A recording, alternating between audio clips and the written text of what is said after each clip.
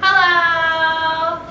Today we're going to talk about the differences between North America and Taiwan. I'm Christopher. I'm from Texas in America. I'm Elena. I'm from Wisconsin in America. I'm Jess, and I'm Korean-Canadian. I'm Brianna. I'm from Missouri in America. I'm Julia. I'm from Ontario, Canada. I'm Rhiannon. I'm from Australia, so I'm the fake American Yeah. here right now. The Western world, Yeah, we'll Western. say. Yeah. Differences between the Western world and Taiwan. So the most obvious one is language. I guess the biggest challenge for me and for you has been with hunting down food, since we're both vegetarian. Yeah. Like, there is a lot of vegetarian food available in Taiwan, but being able to recognize the character for vegetarian and ask for vegetarian food Yeah. has been the biggest challenge with language. And also Thank learning you. the difference between saying no meat and Uh-huh. vegetarian, because Right. vegetarian means no garlic and onions here. So I've been clearly looking at food that's vegetarian, and they're like, no, garlic. Yeah. I'm okay with garlic. I love garlic. Yeah. I get around mostly through context, gesture, mime, and Google Translate. Yeah. I was gonna say that when Yes. you go to in relation to food, when you go to a restaurant, there's like the moment where you sit down and then 15 minutes of using your phone to translate. And it's never in the ballpark. It's like it'll be like chicken soup and it'll be just something completely different. Yeah. Mashed potatoes. Hot chicken in water bath. It's just- And yeah. they're like, yep, that's appetizing. I had sushi once and I Google translated it and it said monkey on log with like ocean near. Sounds delightful. Quarter 12. So I think another one of the biggest differences is again to do with food, because apparently I spend a lot of time thinking about food in Taiwan. It's important. But I'm just kind of blown away by the fact that it's not as common to cook here, particularly as foreigners. Like the apartments that we okay, camera settings updated. So, Take two. For me, one of the biggest differences is that nobody cooks here. There's barely any kitchen. Yeah. There's maybe like a sink, a hot plate if you're lucky. The places Yeah. we stayed in, our kitchen was a bar fridge and a hot plate and a Right. kettle sitting on top of that. So Well, it's crazy because it's so cheap to eat out here. Like, it's cheaper to eat out here than it is to buy all the ingredients and cook it yourself, which blows my mind, because back home you can eat maybe out once a week, right. and then that's it. That's your budget for the week. But here it's like every day. Yeah, every meal. Every day. meal, yeah. You buy breakfast, lunch, and dinner. Appliances are a little bit different. Like their ovens are not really a big thing here, whereas Yeah. back home, I mean, you do a lot of cooking with an oven, baking, broiling. Yeah. It's weird having a rice cooker in every apartment. Right. Every apartment. 'Cause I feel like that's weird for me. but I feel like that's their oven, because like I mean that's like that's where they do every single meal. In like almost every single meal includes rice, like breakfast and if you have something for lunch, it's gonna be like a sandwich or something. Whereas like when I was in Korea, it was like a sandwich. No, we eat kimbap, like we eat rice. You know, Yeah. I think it's similar here. One of my kids laughed at me here because I was eating a sandwich for lunch. Because a sandwich is breakfast food. Like, you know, all those breakfast stores you go to. So he was like, teacher, why are you eating breakfast at like 1:30 in the afternoon? What are you doing, you weirdo? Yeah. The Subway sandwich shop just blows his mind. Yeah. He's just like, whoa. Breakfast for dinner?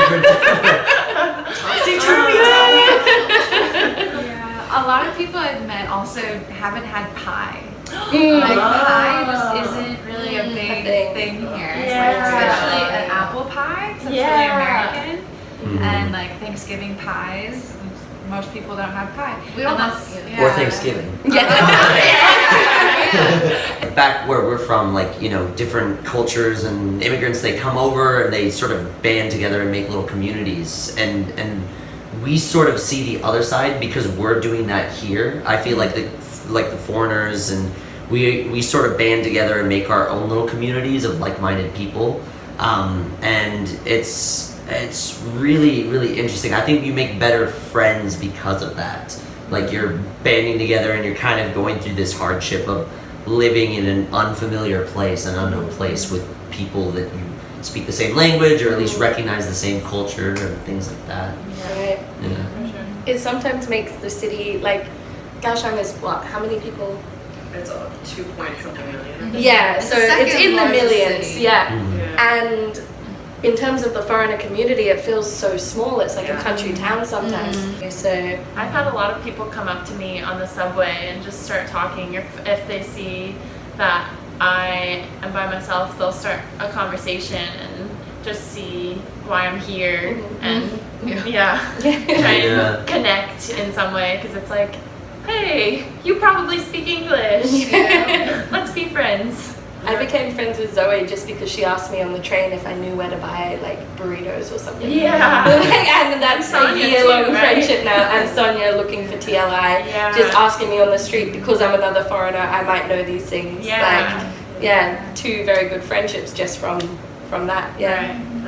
And there are like activities and spaces that we tend to congregate around, like frisbee, ultimate frisbee here is a big thing. Hashing is another really big community-based thing here. Yeah. Or places, like places as well. And a lot of this, like the Facebook groups and those places kind of revolve around them, and they've helped out, and you just kind of spread it on. Like once you're here for a bit, you help the new people, like with you and Charlie, and it just kind of keeps rolling down the line that everyone passes on that help that they received when they first got here. Right. Yeah. It just feels like people are closer, I think. And like I said, yeah, it's weird going through a hardship, but you do grow bonds differently here. You grow with them a lot. Yeah. You definitely went through an experience together. You're going through it right now. Yeah. Where did you buy nail polish remover? Please tell me. Do you found pebble shampoo? Please. English speaking dentist really bad. Like the foreigner community is really tight, but the Taiwanese people are just so open and so welcoming and so willing to help you out in any situation. And not just like when you're lost, but for example, I met some local friends one time at a language exchange once. Like, you know what, you should come to our full moon party. And I ended up going out into like Pingdong, like, and spending an entire evening until 2 a.m. and it was like the first birthday of their nephew, and like the entire community was there, and I was the only person there who only spoke English, and it was fun. Like they were passing it around, fireworks. It was just very like, come into our homes and experience this event with us. And they were very open and very welcoming. It was wonderful. All the Taiwanese workers here go above and beyond as well. Like the other day I was in a computer store and my computer was broken and would not transfer pictures from my phone to my computer. And the store closed at 9:30 and they all stayed an hour after just trying to help me figure out how to get my pictures, and then finally they were going to transfer it to a flash drive and wasn't even going to make me buy anything, just doing it out of the kindness of their heart. And oh, so nice. Yeah, and that same night I went to go order some noodles, and I was trying to order, but I don't speak Chinese. So I was trying to order 1 vegetarian and 2 with meat, and it was really difficult for me to communicate with this elderly gentleman. And so he came around the stall and he was like helping me and like holding my fingers, and he's like, "Booyah ro," like 1, and he was like moving my hand around and pointing. And it was very, very kind and like really Yeah. people care a lot. Here. Oh, something that really touched me was like, so when I had a friend over, I think we were together. So basically, we were going to a temple place called Foriegners. Yeah, right? Foriegners temple. But unfortunately, we went on the day that it was closed. So we took an Uber. Yeah, Tuesday. So we took an Uber, okay, in the morning, and it was like probably around like $40 at this time. Yeah, at this moment. And when we got to the gate, obviously we were like, oh shoot, it's closed. The guard was like, turn around, turn around. So this driver with limited English and us with limited Chinese, we were like trying to communicate through our Google phone or Google Translate, and he took us to another like hidden gem of a place. Like Another tourist site. I still don't know where it is. Oh. It's like a magical place. Like he's like, oh, here, this place is good too. And we're like, okay. And he took us for free, like no charge. Yeah, because he saw that it was closed. And like, here, go here. This is also nice too. If that happened anywhere else, that would be a dangerous story. No, you're gonna kill me. Like, yeah. Not At here. first, I was like so touched. I was like, oh my god, thank you. Yeah. It's great. I It was- was beautiful. Yeah, it was really pretty. I was gonna say about like the English thing. Like it's always an English thing that the Taiwanese treat it like it's their problem, like their issue that they don't know English, Yeah. which is like the most kind thing ever. Because like back home, I think for many of our homes, like we went there and just didn't know English. It would be like, well, why don't you know English? But Hostile sort of attitude. you come here and they will go above and beyond because they don't speak our language, and that's incredible. It's like, we're in your country. We should Right. be speaking Yeah. your language. Yeah. I'm sorry. Yeah, it's really hard. I'm trying. We're just not very good yet. Yeah. We're working on it. We're working on it. Yeah. But I feel like everybody has like every single foreigner you can speak to has a story of being helped or Oh, yeah. Yeah. I, So I have many. too many. in Yeah, I have Honggu Yeah. when our scooter broke down in the middle of nowhere, Oh my like in the gosh. middle of cactus fields or whatever on the side of the road. Like we got a crappy electric scooter and it just did not get us anywhere. And so a man and his daughter literally stopped, no English, we just had to like gesture and try and work out what was going on, and like put his foot out and drove his scooter pushing our one with momentum and pushed us all the way to the closest 7-Eleven so we could get it sorted. But like So nice. no matter where you end up, you know you're going to be helped and you're going to be safe, and yeah. Above and beyond. Like I went to the mechanic once and it took longer than 30 minutes. So they went and they bought me tea. Oh, Big tea. It was my third time there that week. So I felt so bad. We like bowed. It was very sweet. Thank you.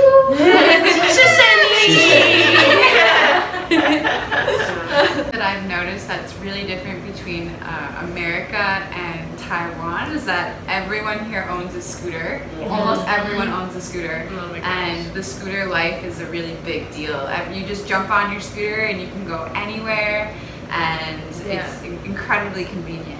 When you say scooter, I think we need to be clear that it's like a small motorbike. Yeah. Not the European. Yeah. The amount of things and people I've seen on scooters here blows my mind. Things I like how Oh my gosh, yeah. Dogs. I've seen a whole like basket full of puppies on the front of a scooter. Yeah. I've seen so many crazy things on scooters. One time I saw, just at a stoplight, this guy eating a full-on corn on the cob. Just like chilling, eating his corn on the cob. And I looked over, and he didn't even, like, just kept on eating his corn on the cob. I was so confused. That reminds me of me. I went to the movie theater and I got 5 large popcorns, and then I put them on my scooter. And then at every stoplight, I just suddenly normal. It's not weird here. No, that's normal. Yeah. Or like a guy riding with a parrot on his shoulder. Oh yeah. Yeah. Yeah. Oh, that one night when we saw a lady with with the cat. And Oh, the cat yeah. had a helmet. It was so cute. It was so only in Taiwan. Yeah. Yeah. Yeah. What's the most people you guys have seen on a scooter? Oh. Five. 4 or 5, yeah. Yeah, Four or five. And a couple dogs. Yeah. And 2 dogs. Yeah, 2 dogs. Yeah. Yeah. Concept too. Dogs are different here because they're all scooter trained. Like Yeah. it's a scooter trained dog. From birth, yeah. Yeah. You'll bring your scooter up and the dog will just Like, hop in the middle. yeah. Yeah. Oh, it's so funny. Even traffic lights, like I've seen a dog on a scooter completely unrestrained, Uh-huh. have the timing down so perfectly. It gets off, it like does its business on the side of the road. Humps back and I'm like, blew my mind the first time I saw it. I'm like, this dog knows the lights better than I do. Road rules here are just insane. Non-existent. Yeah. It's a war zone. Right. It's a war zone. Like, Yeah. not the worst I've driven in Asia. Like, there's definitely some places a bit crazier, but I think Yeah. what can be confusing about Taiwan is that sometimes there's some semblance of order. Yeah. Like, it's not like Bali or Vietnam where it's just Yeah. very Free-for-all. obviously from the get-go a free-for-all, like there's nothing going on. Yeah. We have like nice planned streets, we have traffic lights, like everything's all got these fancy timers and stuff, and no one follows it. Yeah. Yeah. I put so much money into it and no one. Yeah. And it's illegal to take a right-hand turn on a red light Right. in Taiwan, which is legal in America. The left turn, you have to go through the light, stop, and then and then go the other way. You then go straight again, Yeah. which is it's. Yeah. I purposely change my route so I don't. So because I Oh, yeah, I still don't turn get right. caught. Yeah. Now, don't tell. And a hook turns like a U-turn. No, No, it's that one when you come out into the intersection. Yeah, you go around. Yeah. You stay on the. Because the hook turn is just for the scooters. The cars still have Yeah. to turn left Yeah. Like normally. they just do the regular. But I feel like yeah. that would be even harder because then you still have like the traffic coming and the scooters, and you have to like just kind of slowly inch Edge your out, way yeah. in and hope that people see you and won't hit you. I was always like, Yeah. left and This car was turning right or left. The car was turning right. I mean left. God damn. Well, edit. Wait, I continue walking and on my peripheral vision I see the car approaching and approaching. I'm like, it's probably gonna stop, right? It's probably gonna stop. Yeah. Oh shoot, it's not stopping. I'd say one other thing that gets me about the driving is the sheer number of people, mostly scooters, driving the opposite side of the road. Yeah. Like if they're trying to get to a parking spot or something, or just Or for just the fun of it, because. I guess. No.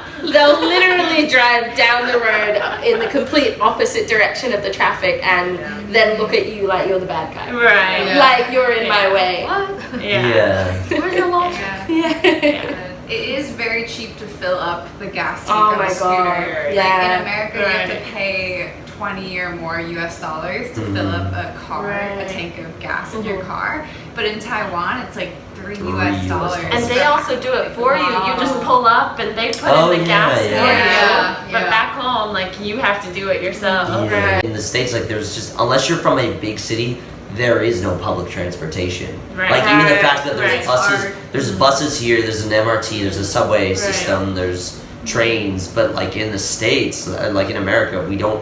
Everyone that I know owns a car because Yeah. that's Yeah. how you get around. Yeah. The public transport here is still very cheap and very convenient Yeah. compared to back home. So much cheaper. Yeah. Very clean, and everyone's so respectful of like public property, so it stays clean. Right. Yeah. But don't eat or drink on the No, MRT. do Oh not no, eat, you actually drink, fine. chew gum. You can't chew gum. None of that. Yeah. Yeah. I break their rules. Yeah, I read that one too. Oh Yeah. my goodness. I was They're coming out. I keep it in my. I Which is respect, weird. yeah. I like Yeah. sense though. Yeah. Some of the food in Taiwan has really strong smell. Right. Yeah. Yeah, some of it's big. Yeah. The big thing that I noticed was the lack lack of garbage cans around the city, even at a park or MRT stations or subway train stations or just out on the street. But despite the lack of garbage cans, it's still really clean. Like you see no garbage littered on the streets. No. Everyone, like, if you're eating out, you take your trash. You carry it with you all carry day. it Yeah, all day Yeah. until you Yeah. get home. Yeah. It also extends to the dive community, actually, like going scuba diving here. Every time I see Taiwanese scuba diving or anyone scuba diving here, they always come out with a bag of trash. So they're also cleaning up the ocean and like on the way out. so It's nice. fantastic. I absolutely love it. Yeah, Really Brianna and I saw that when we were hiking as well. There was a man hiking and he had just a little bag he was filling up with trash as he hiked. Yeah, that's fantastic. Yeah, actually, when I was snorkeling, like I did find like a piece of like plastic bottle or something or cap, and I think it was just like my natural instinct to just have it, and I was snorkeling the entire time. Yeah. I was gonna say, it's like a- Haku. which Mark has a trash can that's a Yeah. Yeah. peek in. Oh no. Okay, no, we'll go to keep go to going, another yeah. one. Like The coolest thing about the garbage system here is by far and above the trash truck. Yes. Hands down, one of my favorite things about Taiwan. I love it so much. Like, in the States, you take your trash and you take it outside Yeah. and you leave Put it in it in a your- bin. your You big leave it in a bin. big bin. Yeah. Or like if you live in a condo or an apartment, there's a trash chute. Right. Oh yeah. Yeah. And then at once a week, yeah, right? once a week, Usually and then once a week. recycling is every 2 weeks Yeah, or yeah. something. Yeah, someone will come by in this. Someone will come by and pick up like your trash You outside. gotta wheel your bin Yeah. out to the curb, Right. but that's about all the work that you do. Right. Yeah. And back home, the song, because the trash truck here has a song, but back home, the ice cream truck has a song. So, The first few times. yeah. Because like ice cream, wet. Yeah. No, it's just trash. Yeah. The trash Yeah. So the thing, like, you hear the song, and what you have to do is that someone doesn't come to you. The trucks stop at different points in the road, and they'll come around really often, like Yeah. multiple times a day sometimes, and you have to run out and throw your trash into the truck yourself. It's so loud too. Yes. Oh my Oh, gosh, yeah, it's like very concert loud. level speakers. I remember the first weekend I was here, I thought it was someone playing music really loudly. I was like about ready to throw something at this window. I was like, well, what the heck is that? So like, Yeah. I'm gonna be dreaming that song 5, 10, 15 years from now. It's always gonna be associated with Taiwan. Yeah. Right. Like, And then people will come like sprinting Running. with their Yeah. trash. yeah. I've done that. past you. Yeah. I've done that. It's great. But we do that for ice cream back home.